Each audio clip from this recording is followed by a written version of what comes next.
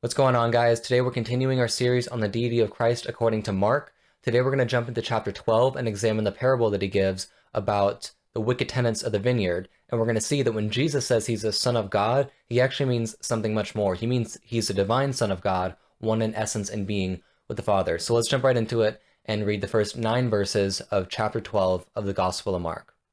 And he began to speak to them in parables. A man planted a vineyard and put a fence around it and dug a pit for the winepress and built a tower and leased it to tenants and went into another country.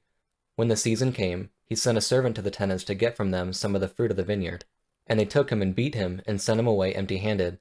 Again he sent to them another servant, and they struck him on the head and treated him shamefully. And he sent another, and him they killed. And so with many others. Some they beat, and some they killed. He had still one other, a beloved son. Finally he sent him to them, saying, They will respect my son. But those tenants said to one another, This is the heir. Come, let us kill him, and the inheritance will be ours. And they took him and killed him, and threw him out of the vineyard. What will the owner of the vineyard do? He will come and destroy the tenants and give the vineyard to others.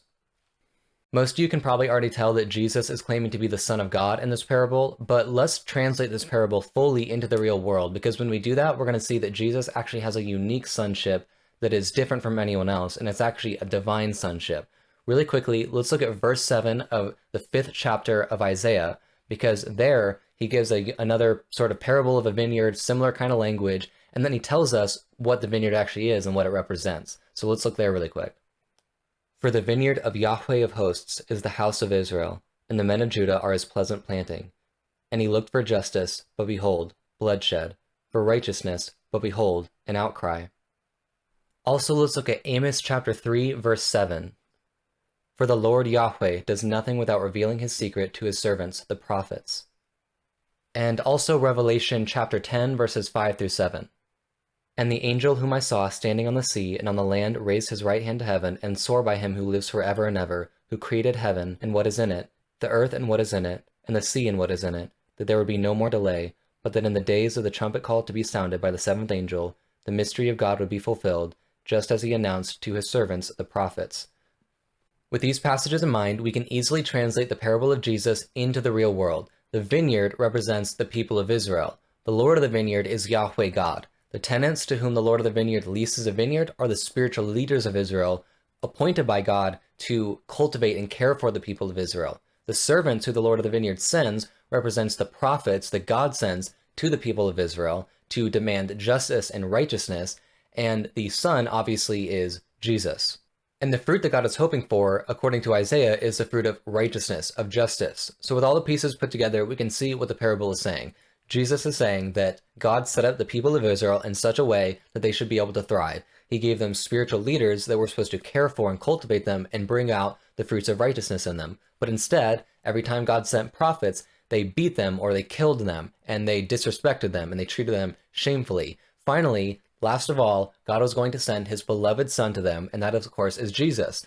But instead of accepting Jesus, they killed him too. All right, so how does all of this point to the deity of Christ? Well, it's pretty simple. In the parable, there's only one son. Notice, not even the prophets of old could be called sons of God in this sense. They're only called servants in the parable.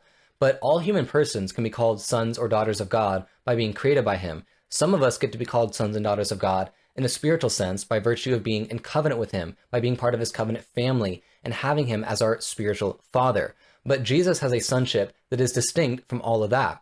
Jesus has a sonship that is so higher to that of just being in covenant with him, so much so that even the prophets of old couldn't even be called sons of God in that sort of context. So what kind of sonship does he have with the Father? Well, he has a sonship by nature. He is of the very nature of the Father. He's not just a son of God in the way that we're all sons of God, or in the way that those part of his covenant family are sons and daughters of God. So if I have a son, that son isn't just someone I created in a laboratory. That son is someone who actually comes from my very being. He gets his existence from my existence. He actually comes from my nature. He actually came from my body. But God the Father is not a human person. So when he has a son by nature, that son will actually share in the very divine attributes of God the Father, the very divine qualities, the divine nature of God the Father. So Jesus is a divine son. He's a son by nature, not a son of God by being created by God, not a son of God by being in covenant with God, but a son of God by nature, by actually coming forth from the very essence and being of the Father. And like Father, like Son, everything that the Father is, the Son is also. Distinct in person, but one in being and essence with the Father. So when you understand this parable correctly, it shows us that Jesus, when he is called the Son of God, it doesn't just mean Son of God in the way that all of us are sons of God, or in the way that those in his covenant are sons of God. It means he is the divine Son of God, eternally generated before all time of the Father, coming from his very being and essence, being one in essence and being with the Father. So I hope that helps you better understand what exactly it means when we call Jesus the Son of God. He's not the Son of God in the way that you or I might be a son or daughter of God. He's a Son of God by nature, one in essence and being with the Father. He is a divine Son of God. If you like this video, please give it a thumbs up. Learn this information, understand it well, learn how to articulate it out in your own words, and share it with those who are willing to listen. And I guess that's it. Otherwise, have a wonderful day. May God bless you.